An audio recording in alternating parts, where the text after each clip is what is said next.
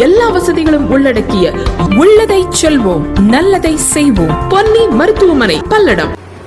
கோவை சாரவணம்பட்டி பகுதியில் உள்ள கேஜி கலை மற்றும் அறிவியல் கல்லூரியின் 15வது பட்டமளிப்பு விழா கல்லூரி வளாகத்தில் உள்ள கோவிந்தசாமி நாயுடு கலையரங்கத்தில் நடைபெற்றது. நிகழ்ச்சிக்கு முன்னதாக கல்லூரியின் முதல்வர் முனைவர் ரத்னமாலா ஆண்டு அறிக்கை வாசித்தார்.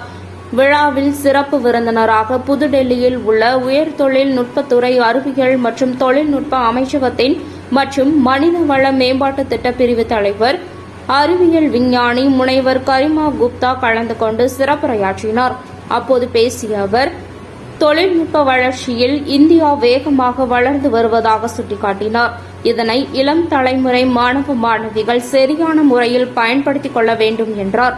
தொடர்ந்து 1287 மாணவ மாணவிகளுக்கு பட்ட சான்றிதழ்களை வழங்கினார்.